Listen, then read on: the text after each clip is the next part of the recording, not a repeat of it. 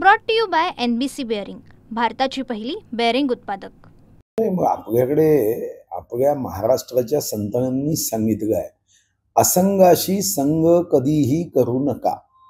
आता शेवटी यांनी असंगाशी संग केला आणि 6व्या नंबरवर गेलेत। विधानसभेत 20च जागा आल्या। असं आहे की काँग्रेस सोबत जाणं याचा अर्थच आपल्या पक्षाचं अस्तित्व संपवणं आहे। आणि काँग्रेसने असे अनेक राजकीय पक्ष पचवून टाकले, संपवून टाकले। असा आहे निर्णय त्यांनी घ्यायचा आहे। मनसेशी युती करायची, काँग्रेस सोबत राहायचं, इंडिया अलायन्सचा भाग राहायचा, महाविकास आघाडीचं घटक राहायचं, एकट्याने निवडणूक लढवायची, हा त्यांचा विचार आहे।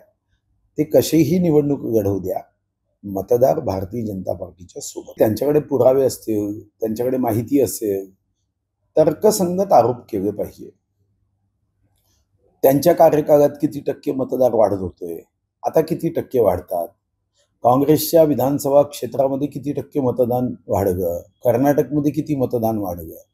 शेवटी लोकसभेच्या पराभवानंतर अनेक कार्यकर्त्यांनी परिश्रमाने, अनेक उमेदवारांनी परिश्रमाने आपापल्या मतदारसंघामध्ये ही जी मतदार नोंदणी आहे ती शास्त्र शुद्ध व्हावी यासाठी प्रयत्न केला आहे। आणि या प्रयत्नामुळेच 18 वर्षाच्या वरचे मतदार त्यांची नोंदणी झाली। कारण प्रत्येकाला असं वाटतं की मी निवडून यावं म्हणून नोंदणी चांगल्या पद्धतीने केली पाहिजे। भारतीय जनता पार्टीचे कार्यकर्ते कष्ट परिश्रम करण्यामध्ये कधीही कमी पडत नाही। त्यांनी नोंदणी केली आणि साधारणतः काँग्रेसच्या कार्यकाळात सुद्धा मतदार नोंदणीमध्ये जवळपास अशीच मतदार नोंदणी व्हायची आणि मतदार नोंदणी होत मतदारसंख्या वाढायची। त्यामुळे असे आरोप, ज्या आरोपावर कुणीही विश्वास ठेवणार नाही, आरोप केल्याने एकूणच ज्या संस्था आहेत संविधानाच्या चौकटीत तयार झालेल्या, त्या संस्था नाहक तुम्ही शंकास्पद करत नाही। ठीक आहे, त्यांचं इतके वर्ष सरकार होतं तेव्हा त्यांनी म्हटलं नाही। मंडल आयोगही काँग्रेसने दिला नव्हता। मंडल आयोग हा जनता दल आणि भारतीय जनता पार्टीचं सरकार असताना मान्य केलं गेलं।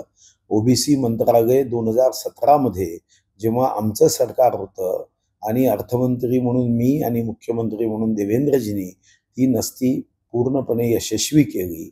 या देशाचे पंतप्रधान ओबीसी आहेत, काँग्रेसचं नेतृत्व ओबीसी नाही, आणि म्हणून त्यांनी काहीही विधान केलं तरी देशाचं सर्वोच्च नेतृत्व ओबीसीच्या हातात देणारा जर कोणता पक्ष असेल तर तो भारतीय जनता पक्ष आहे। ओबीसींच्या हितासाठी, त्यांच्या रक्षणासाठी निश्चितपणे भारतीय जनता पार्टी पूर्ण शक्तीने काम करेल आणि जातीय जनगणना सुद्धा ही भारतीय जनता पार्टीने घोषित केली आहे। Brought to you by NBC bearing, भारताची पहिली बेअरिंग उत्पादक।